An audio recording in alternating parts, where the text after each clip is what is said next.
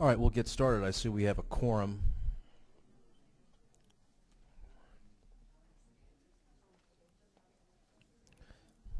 This is the Joint Committee on Criminal Justice Reform. We're here to consider a proposed committee substitute to House Bill 1176. The substitute we're working on for members is LC 295280S. But don't get used to that particular substitute because that's going to change. And as happens with anything with this many moving parts, you're going to have many changes. We've had changes up to the last couple hours. There are a series of amendments that have come in late that I know folks are going to go ahead and want to offer, and they should be in your folders. I know there are a couple more that are coming right now. There they are right now. What I thought I would do before just running through sort of at a high level of what we're doing and why, I just wanted just a couple of sort of procedural housekeeping notes. This bill I said when we was first introduced, this bill is a work in progress. It continues to be a work in progress. I feel that like the issues have been narrowed, but we are under a time constraint, so we do have to move the ball forward, so to speak. But it's my assumption that we'll go ahead and have some amendments, some clarifying and good cleanup amendments here today, and then it's my assumption that there'll be after the bill passes the House tomorrow, that we'll take the break and look forward to some other conversations and consensus around any loose strings that may be hanging out there on this particular bill. Of course, the Senate will go ahead and act. When the Senate acts, it has the ability to amend the bill as well on the floor. We will not be coming back into the Joint Committee pursuant to the House Bill 265, authored by Chairman Neal.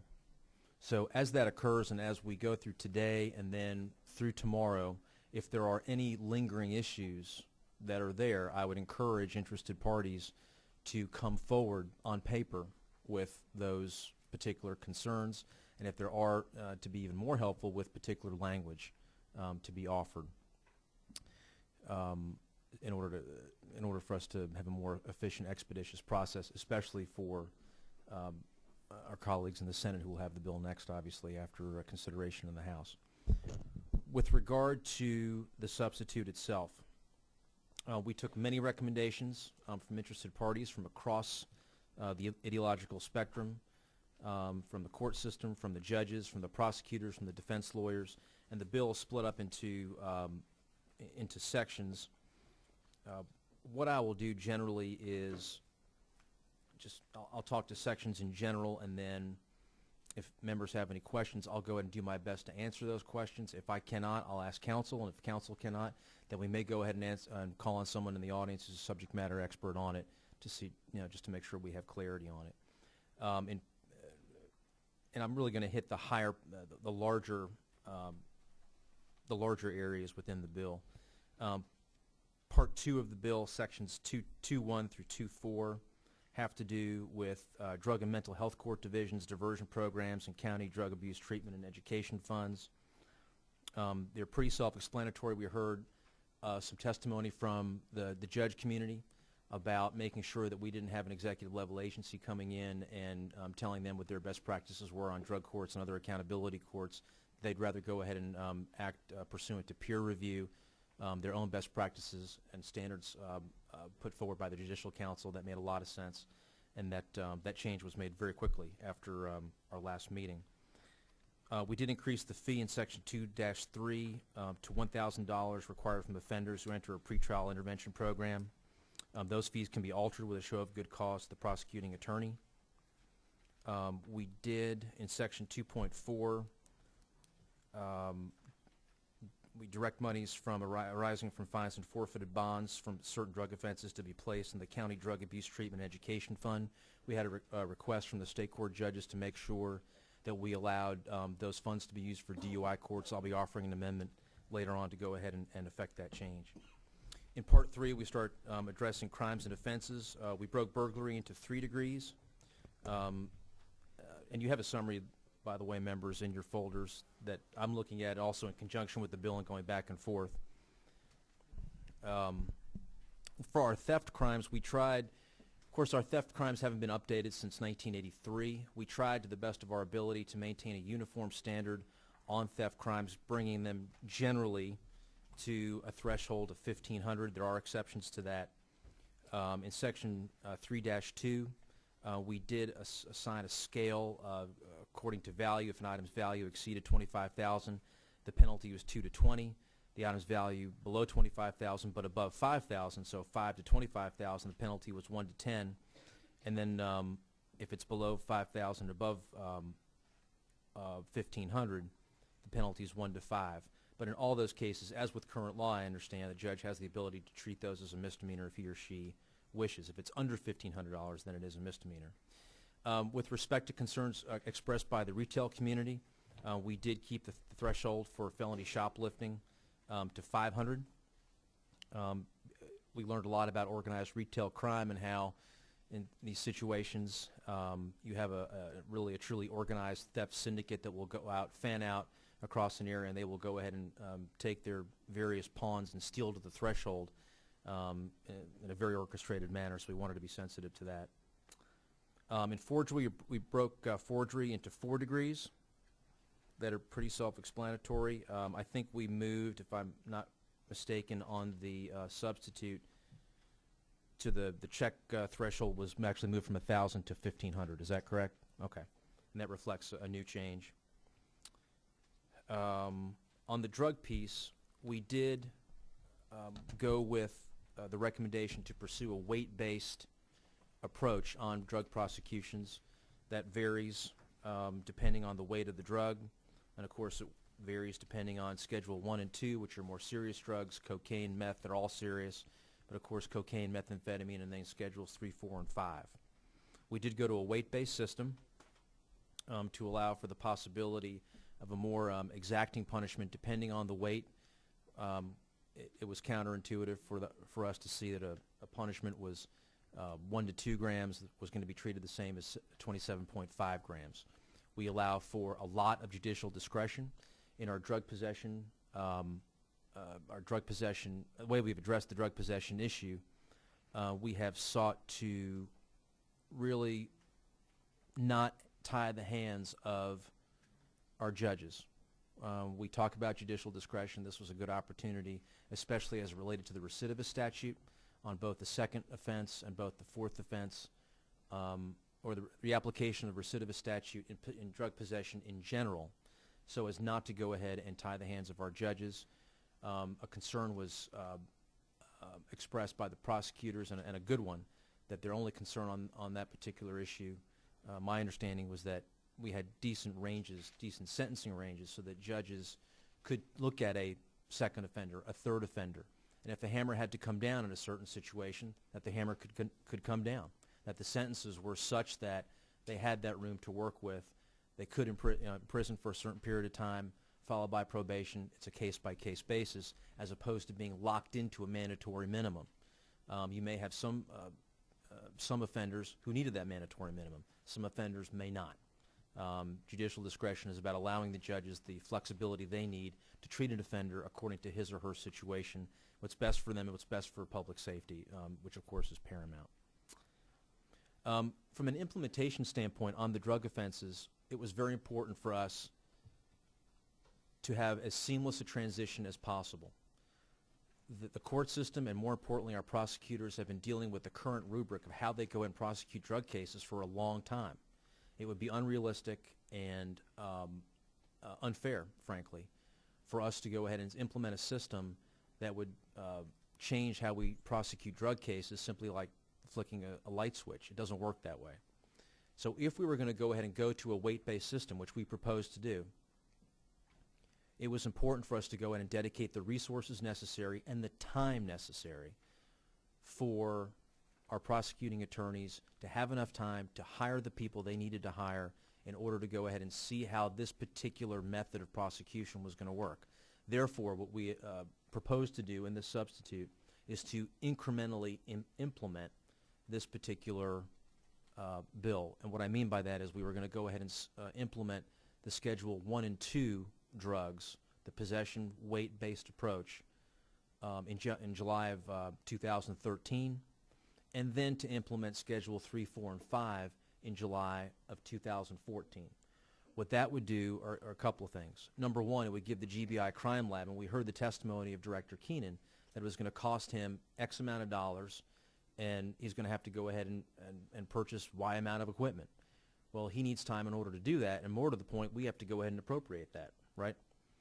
So what this will do is allow the General Assembly the time, the administration the time to work together on the proper appropriations, both for the GBI Crime Lab and for the prosecutors. Why for the prosecutors? Because if you go to a weight-based system, it is necessarily going to take more time for these drug cases to move through the system. That is going to mean more people are going to be necessary in prosecutors' offices. Also, if we implemented Schedule 1 and Schedule 2 substances first in July 13 and then Schedule 3, 4, and 5 in July of 14, that would allow prosecutors a year to see how the system is working, how their interface with the crime lab is going, and how that system is really working. Because as we know, there's sometimes a lot of difference between the words that we put on paper and how things actually occur in the real world. So that was the method behind the approach, the incremental approach to allow for funding and training. July 13 for Schedule 1 and 2, July 14 for Schedule 3, 4, and 5.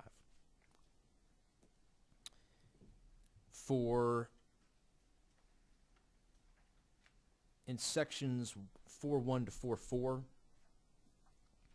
we went ahead and responded to prosecutor concerns regarding the statute of limitations for prosecution of child abuse and lifted that statute of limitations altogether.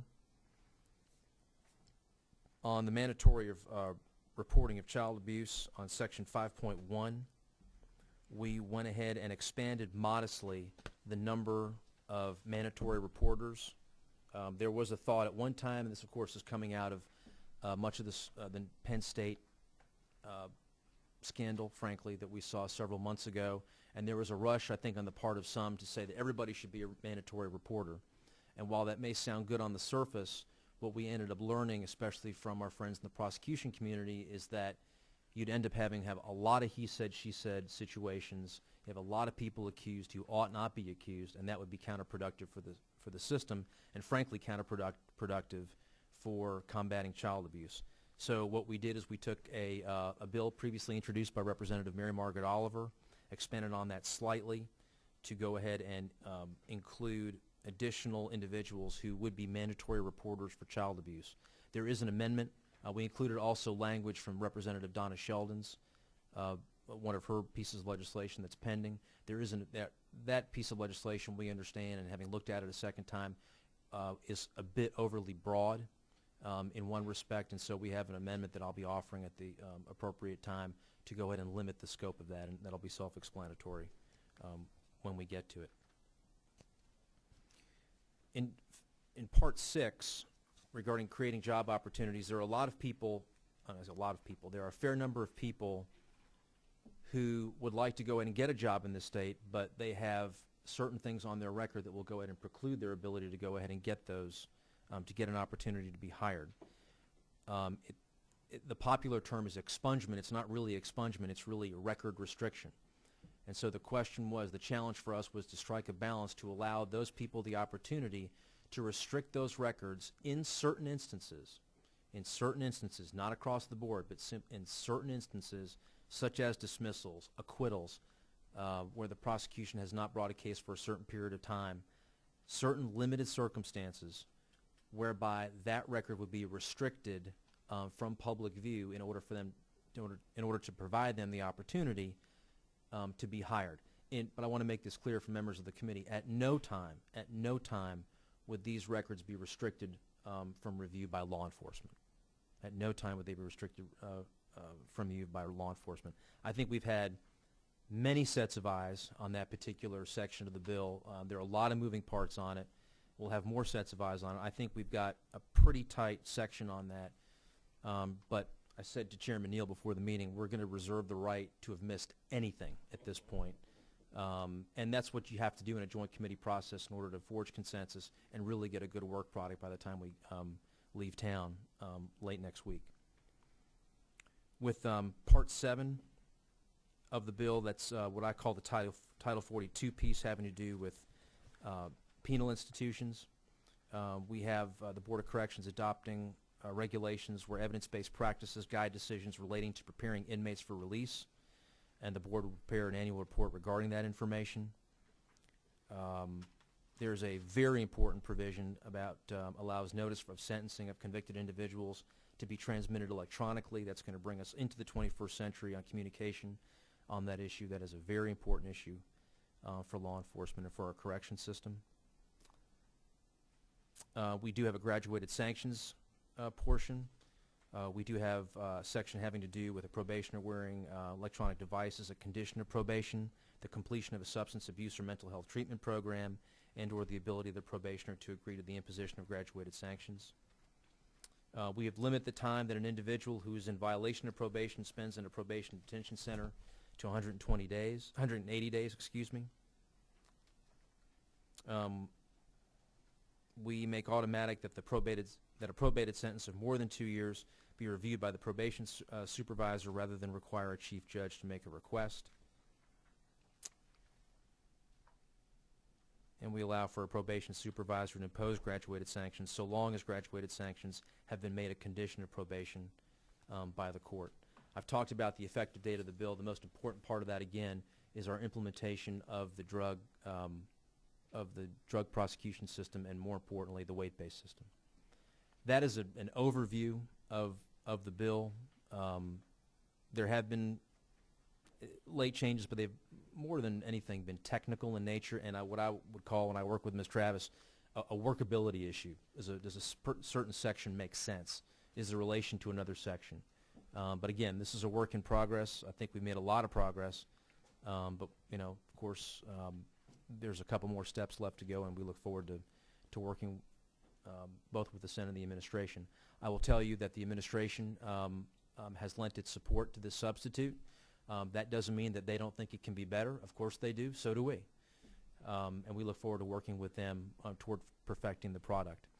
As far as the funding goes going forward, we've secured a commitment from the administration, from Governor Deal, on the funding that's necessary to implement this, especially the drug prosecution piece, into fiscal 14 beginning July 1 of next year, and then of course fiscal 15 beginning July 1 of 2014.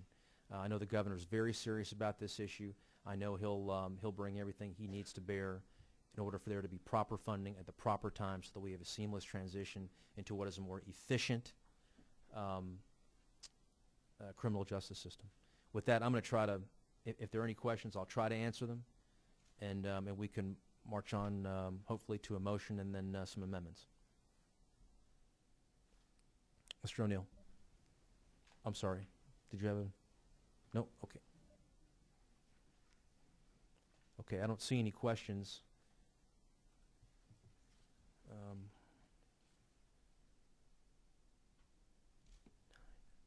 Are there...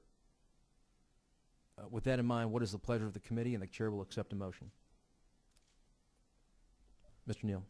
I move to pass substitute House Bill 1176, and I know we have some amendments coming, but move to pass. We do, and that's House Bill 1176, LC 295280S. Let me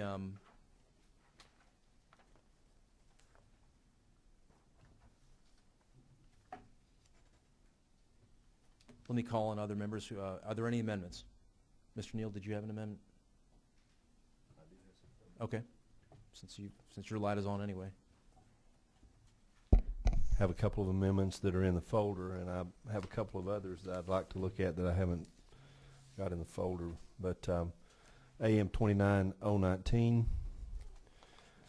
Let me make sure all members have that. AM 29. I actually don't have it. AM 292019. Oh, I do have it. I do have it. Thank you. Line 1561, deleting only from line 1561. And could you just tell us what the motivation or the effect is briefly? This is an amendment in response to the record restriction piece. The clerk of courts, if I remember correctly.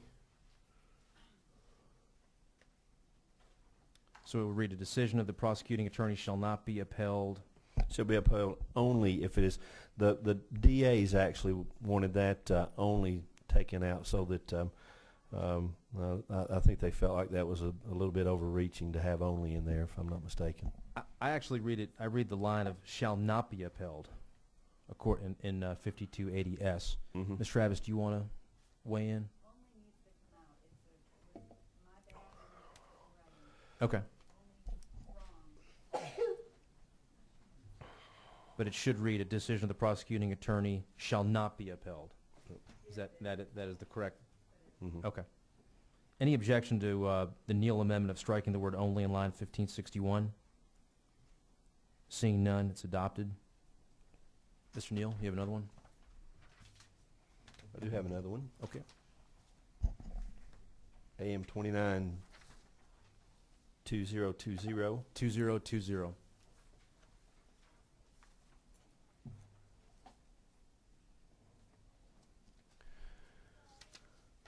Revising line 1527.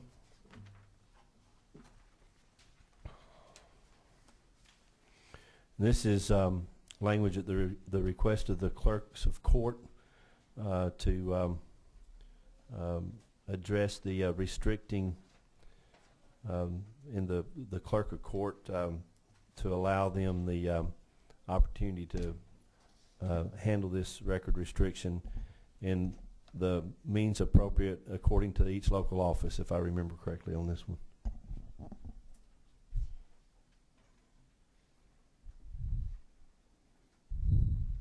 Is there any objection to the Neal amendment AM 292020? Seeing none, it's adopted. Any further amendments, Mr. Neal? Mr. Chairman, let's look at the other amendments that are here, if that's okay with you, and then there's a couple of questions I'd like to come back to. Do you have any other amendments? Mm-hmm. Okay. Well, possibly. A couple of things I'd like to look at. Okay. Let me look at those a little bit more. Senator Grant. I don't have those. Yes, Mr. Chairman. The amendments that I want to make are... Let me ask you to pull the mic if you could. Okay, I'm sorry. Thank you. In sections 2.1 and 2.2 pertaining to the drug and mental health courts, on lines 108, after the word review, insert the word peer. That's on line 108. Again, on lines 129, after the words performance, insert the word peer prior to review. It's, hold on, let's make sure Ms. Travis is caught up. On line 108, after the word review, insert the word peer. Excuse me, I'm sorry. It's before the word review. So I'm sorry. Peer review. I'm sorry. I stated that wrong. I should have seen that. Peer review, line 108. And then on lines 129, the performance peer review.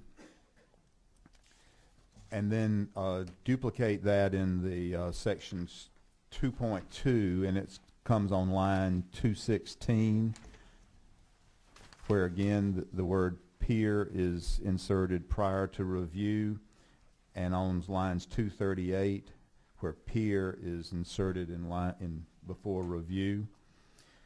And then one final change is on line 234.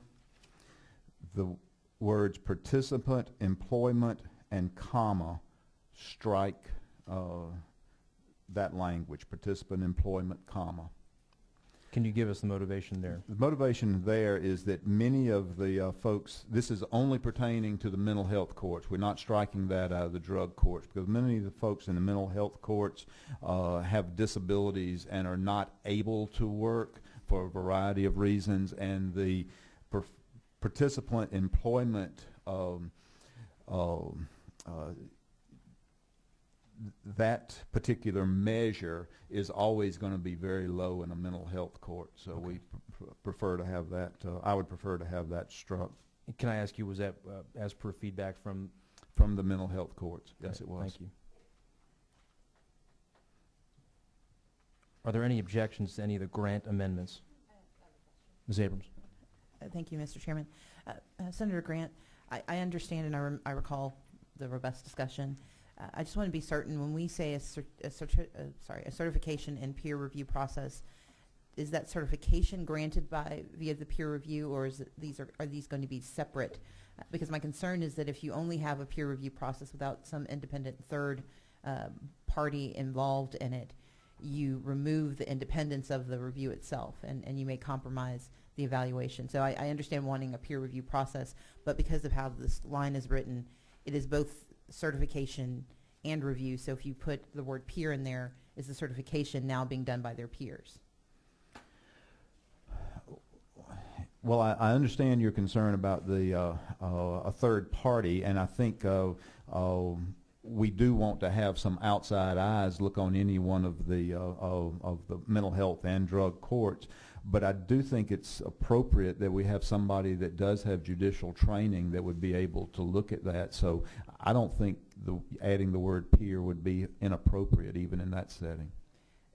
I guess my concern is, are we saying that the certification can only be conducted if it is done by their peers, meaning that no other person can be involved given the syntax that we're using here? I don't think this is going to apply to the certification. I think it's just the review process that is we're asking to be done by the peers. If I can ask Ms. Travis to look at that on line 2, where we insert the word peer into the review process, because the phrase is a certification and review process, are we limiting the process to say that certification and review must be conducted by peers? I mean, I just want to make sure we're not creating some limiting factor that we don't intend.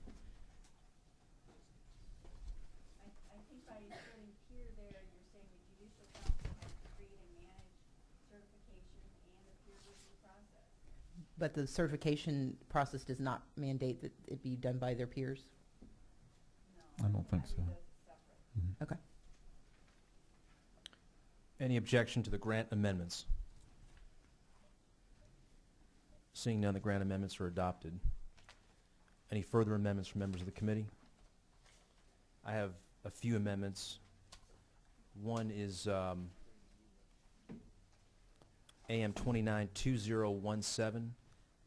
This goes to the mandatory reporter language, and specifically it applies to the clergy. This was brought to me by the Catholic Archdiocese of Atlanta. The language will hit on lines 1254 to 1260. It simply clarifies, pursuant to practice, when the mandatory reporting would be engaged and when it would not. Obviously, where our intent is to not interfere with any sort of clerical privilege. And again, it comes from the Catholic Archdiocese at their request. Are there any questions, concerns? Is there any objection to the amendment? Would you restate that, please? Sure. This is, I don't know if you have 292017. Do you have it there, Senator Grant? I do not have It should that. be in your folder. Okay. All right, I got you. And it really goes to the not making sure that we're not going to require the report. Of course, the whole motivation here is to report child abuse when it's witnessed. However, we don't want to interfere with the clerical privilege, so would not require child abuse reported solely within the context of confession or other similar communication required to be kept confidential under church doctrine or practice. When a clergy member receives information about child abuse from any other source, the clergy member shall comply with the reporting requirements of this code section, even though the clergy member may have also received a report of child abuse from the confession of the perpetrator. So that's pretty self-explanatory. We're just trying to maintain that balance and not be violative of the clerical privilege. So it looks like you've just changed one word from religious to church? No. Or is there... Ms. Travis?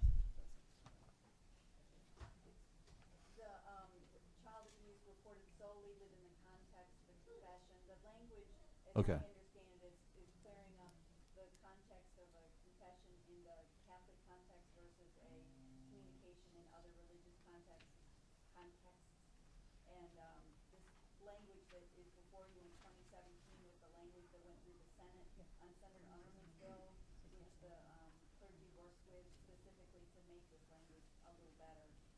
it didn't make it into 1176. And this is an effort to get the language cleared up for the folks that have it interest in it. Okay. Thank you. Any objection to Amendment 292017? Seeing none, the amendment is adopted. This is an amendment that I referred to earlier during the overview, and this is AM 292018. This is to ensure that date funds can be used for DUI courts. Lines 306, 307. Any questions? Any objection to the amendment? Seeing none, the amendment is adopted. The next amendment, AM 292021, also goes to the mandatory reporter language. This is lines 1185 and 1186.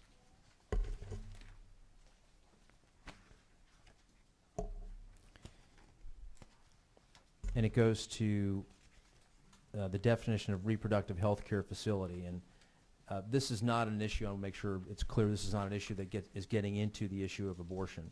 It simply is getting into where you may have a situation at a reproductive health care facility, including a facility that conducts the abortion procedure.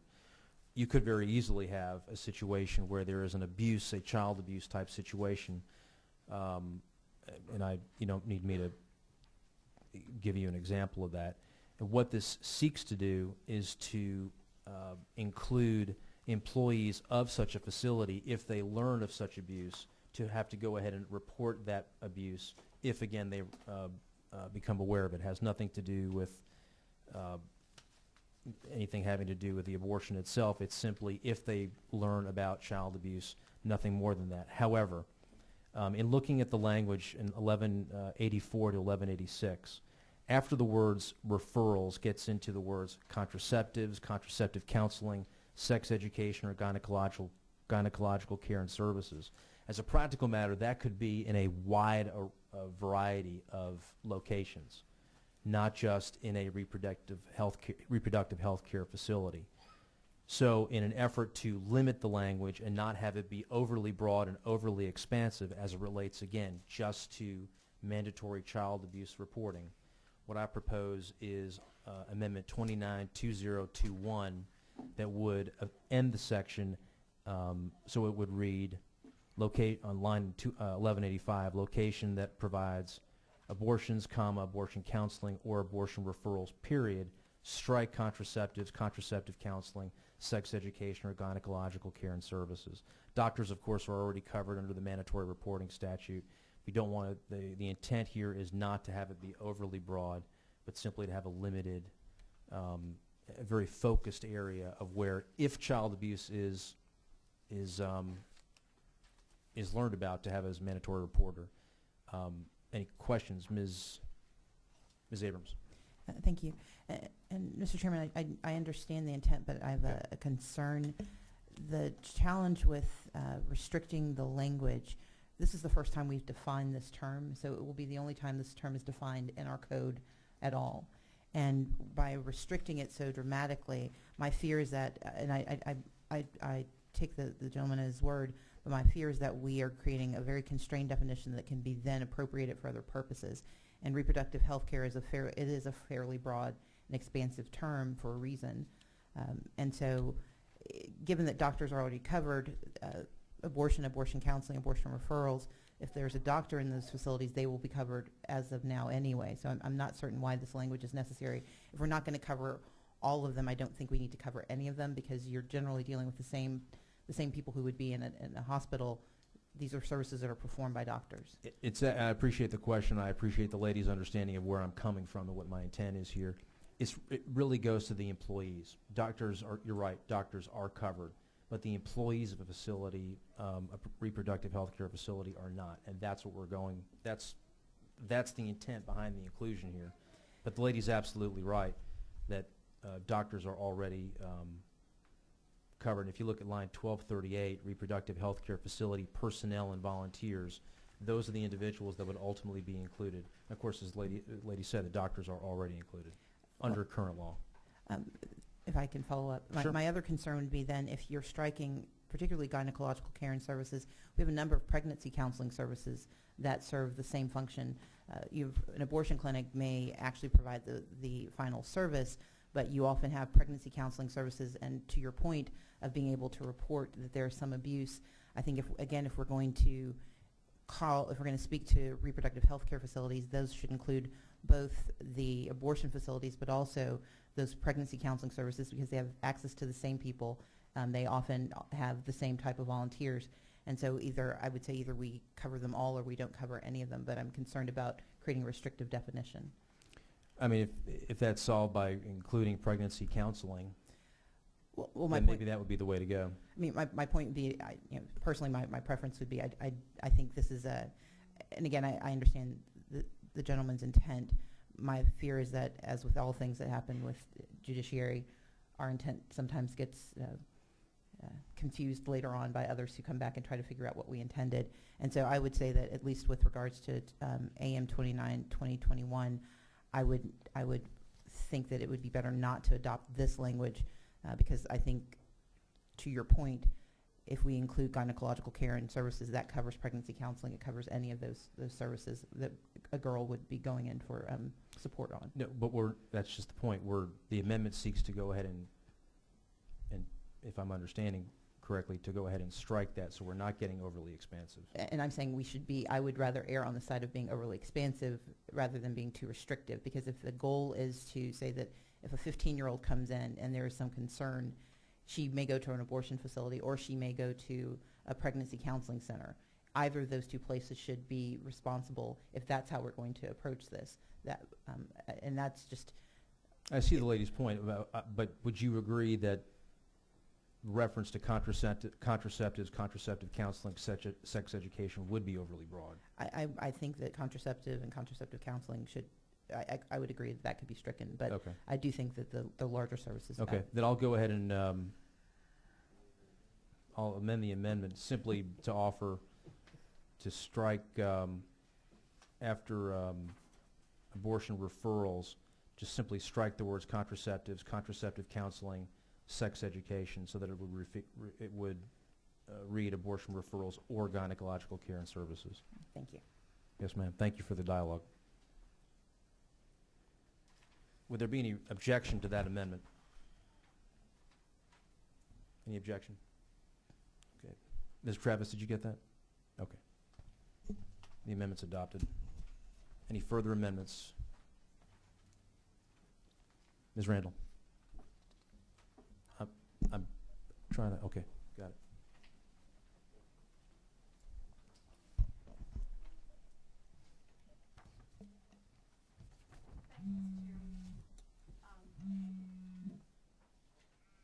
The amendment, looking at line 1206,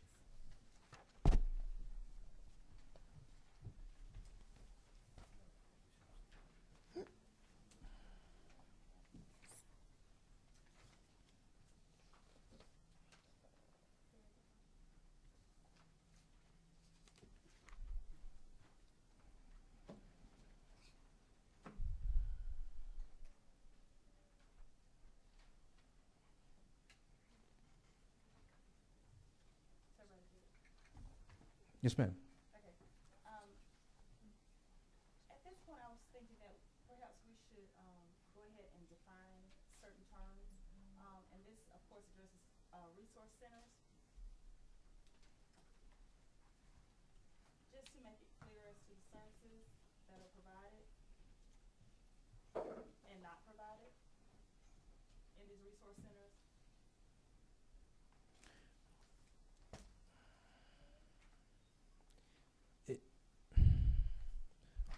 I guess my question would be, where is Pregnancy Resource Center referred to somewhere else?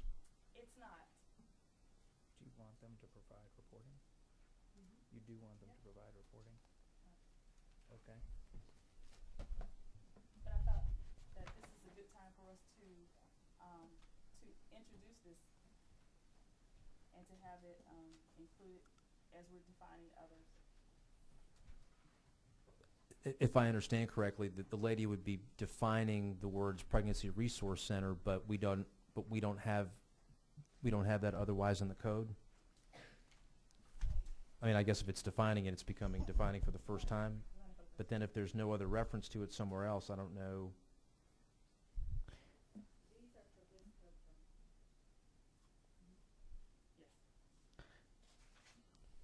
Mr. Jacobs?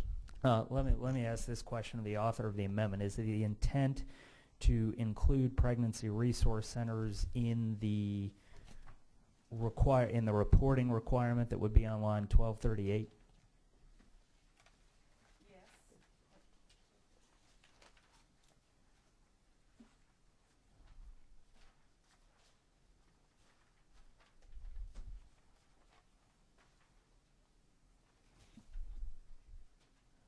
So you have the lead in there from lines 1216 to 1218, and it would then, you want the personnel and volunteers of pregnancy resource centers to be providing reporting as well. All right. But I don't think the language of the amendment affects that purpose, does it? Or in other words, it defines it, but it doesn't put but it doesn't add language to assign that duty. I would be happy to offer a subsequent amendment to amend that language if Ms. Travis can maybe work something up quickly. Let me go ahead and recognize Senator Crosby. No, I don't recognize. Oh, okay. Senator Grant? I have another suggestion. We'll leave it up to the committee on whether it's included. But on lines 1262, creating job opportunities just seems to be a little much. Shouldn't we just put record restriction there? I'd make that in the form of a motion, put record restriction in place of, and strike the creating job opportunities.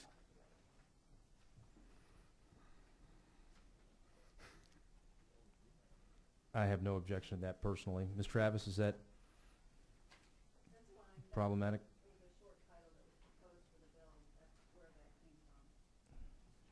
I certainly have no objection to that. Any objection to Senator Grant's amendment 1262, strike creating job opportunities and insert record restriction?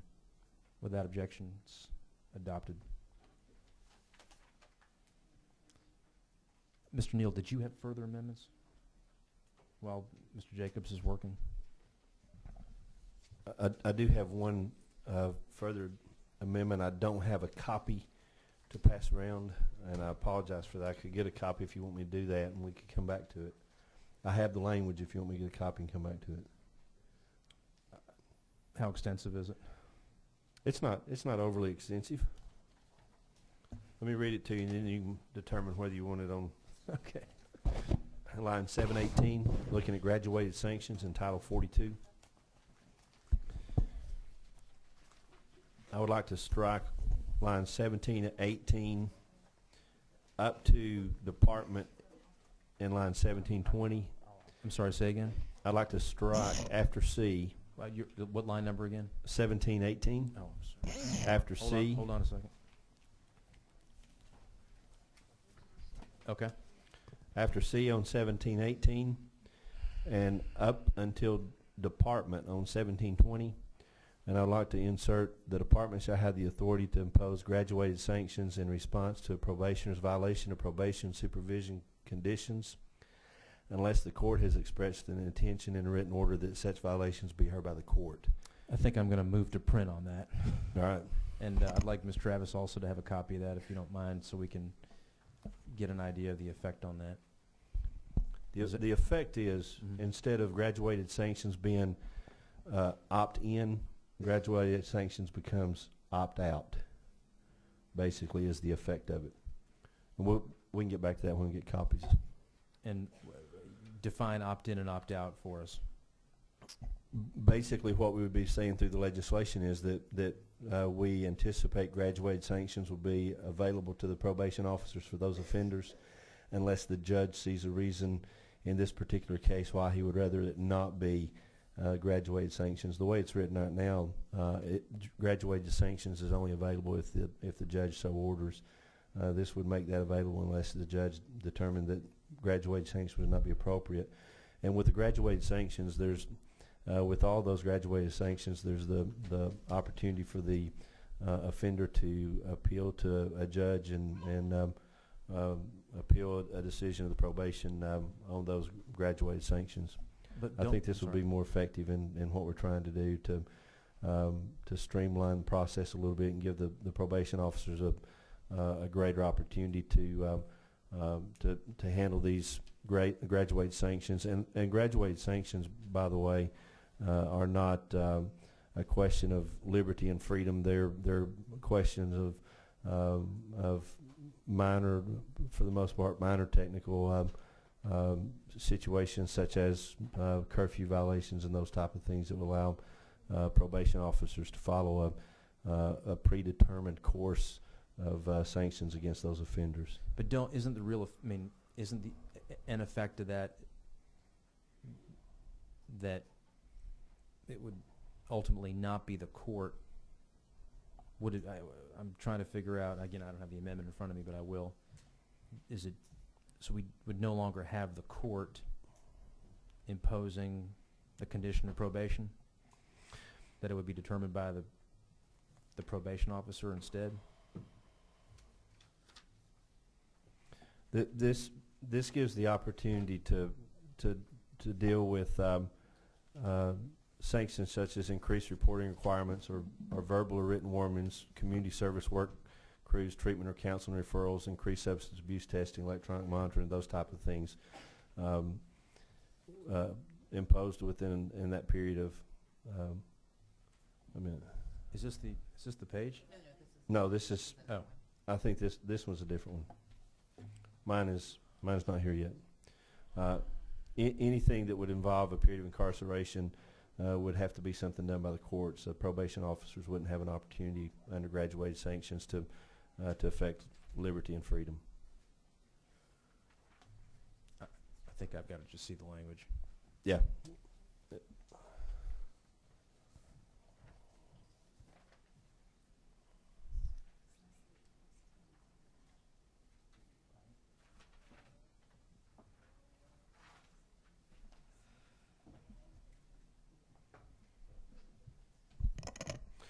Let me, if I could, to expand on this just a little bit. During the hearings of the council frequently heard from various people, including DAs, from what I understand, that probation officers often ignore minor violations and misconduct of probationers because they either ignore those minor violations or they take those minor violations before a judge. And rather than having to take those minor violations back to court, graduated sanctions give those probation officers an opportunity to handle those minor violations. And the bill that we have allows those graduated sanctions, but what my amendment's doing is saying that it would be the normal procedure or process would be graduated sanctions. Unless the judge ordered that with this particular offender he or she didn't want to see graduated sanctions with this offender.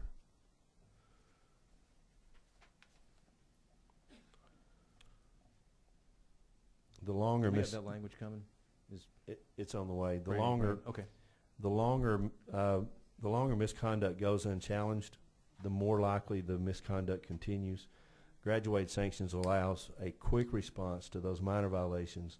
And with that quick response to minor violations, you have a better outcome, a better opportunity to redirect the behavior than having to go back and go through that process again before the judge under minor violations, allowing those minor violations, that conduct to continue for an extended period of time and increasing the likelihood of recidivism. Okay. While we're waiting on that language, we do have language from Ms. Abrams. Actually, I think Mr. Jacobs is right. I do. Okay. Read 23, Mr. Jacobs. Okay. Okay. Yes, you are. Mr. Chairman, Oh, sorry.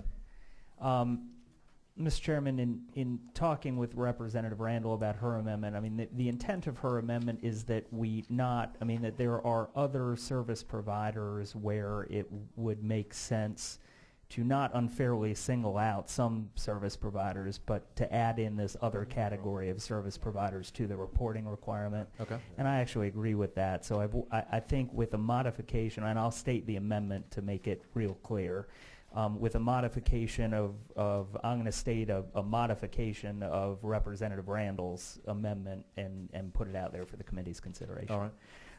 All right, and that would be to take the language that Representative Randall has here as paragraph 11. Pardon me? No. Okay, that would be the language that Representative Randall has here as paragraph 11. Instead of inserting that as paragraph 11, insert it between lines 1183 and 1184 as a new paragraph 7, and then renumber accordingly, because that's where it would go in alphabetical order.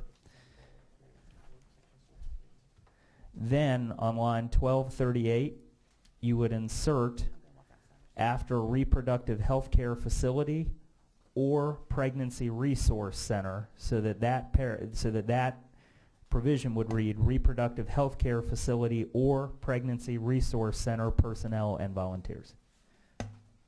All right. Let me make sure Ms. Travis has got that. You've got it. Discussion on the amendment? Discussion on the amendment.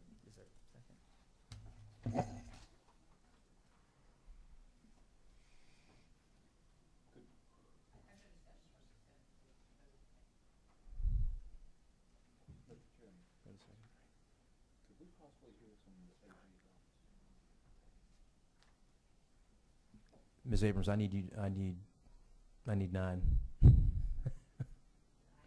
Thank you.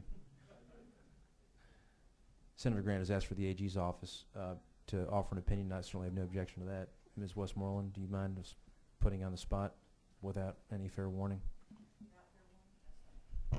The language that Representative Neal is talking about, I believe, is. No. Well, I think we're. I'm sorry. You're on the Randall Jacobs amendment. Is that right? Which one? Okay, which one? No. You're on Mr. Neal's Okay. amendment. Well, Randall Jacobs, I have no opinion on that. All right. Much appreciated, Ms. Westmoreland. It's a wonderful amendment.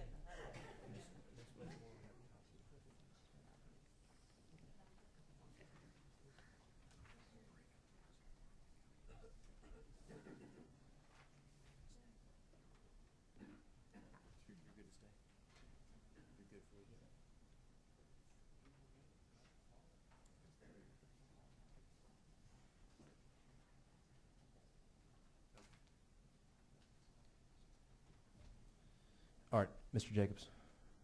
I want to make sure that Ms. Travis has got the nature of and the language of the Jacobs-Randall amendment, the Randall-Jacobs amendment, excuse me.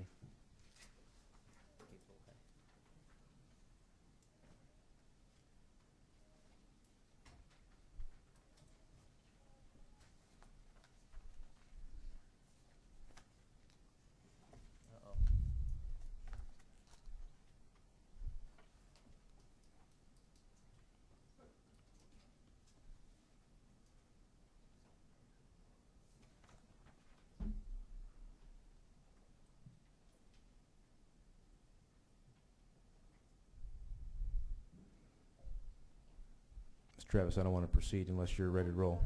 No, it's okay. I want to make sure that you're comfortable from a structural standpoint on the Randall Jacobs amendment. Okay. Any discussion on the Randall Jacobs amendment? Seeing none, all in favor of the amendment signify by saying aye. Aye. Opposed? The ayes have it. The motion is adopted. Mr. Neal, did you want to speak to your amendment? I'd be interested in hearing from Ms. Westmoreland since she was Okay. Let me make ready sure to go. Ms. Westmoreland has a copy of the amendment. She does have a copy. Okay. The graduated sanctions language. Absolutely. This language is similar to what was in 1176 to begin with, I believe. We had a lot of discussions in our office and worked with Ms. Travis extensively to try to come up with something that we felt was constitutional and legal in the way of graduated sanctions, and we specifically suggested that it be made a condition of probation imposed by the court. I understand the concern that you want to make this happen more frequently. The concern is if you don't make it a condition of probation, then you are giving the probation officers pretty much carte blanche discretion, and there's been a lot of concern about that. The way the bill is structured currently, it's quite clear the judge can impose it among any number of conditions of probation. I think judges kind of go down the list frequently. Once they say you can have graduated sanctions, then the probation officer can do exactly what you say. A minimum violation, I'm going to send you to drug treatment. Minimum violation, I'm going to send you to X, Y, and Z. You can't go back to jail without going back to the court. Right. But as long as the judge says as a condition of probation, graduated sanctions, then the probation officer has the flexibility to do that. But that way the judge knows they're there and has made an affirmative decision. We felt much more comfortable from a legal perspective that that becomes an affirmative condition of probation, not one that's a sort of just happens because it's in the statute. That way the probationer is fully aware of it, has been advised of it at the time of probation by the probation officer, which was our recommendation for moving it the way it is in this bill now. So it's a constitutional issue if we try to do the opt-in, I mean the opt-out rather than the opt-in? We have some concerns about the legal and constitutional ramifications on it. We don't want to, you don't want to take provisions away from the court. That's the court's discretion on what the conditions of probation are. And to say that if the judge doesn't say this, then this is a condition of probation, which is effectively what you're saying, then we had some concerns with that. I think it's much safer to say the judge says this is part of it. You're advised at the time of your probation that this is part of it. You sign on to it, you agree to it, and you know that that's out there. And then the probation officer has the flexibility to do it. And I think that this may be an education process with the judges to let them know it's available and encourage them to use it. But I think this way is a much safer way to do it. It involves a lot of legal concerns. Mr. Chairman, I withdraw my amendment. Very well, thank you. Are there any further amendments, Ms. Abrams? Nope.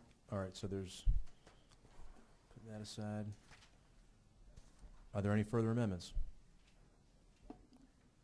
Seeing none, any further discussion, we have a motion and a second of do pass by substitute of LC 295280S. All in favor say aye. Aye. Opposed? The ayes have it and the motion is adopted. And we're adjourned. Thank you, ladies and gentlemen.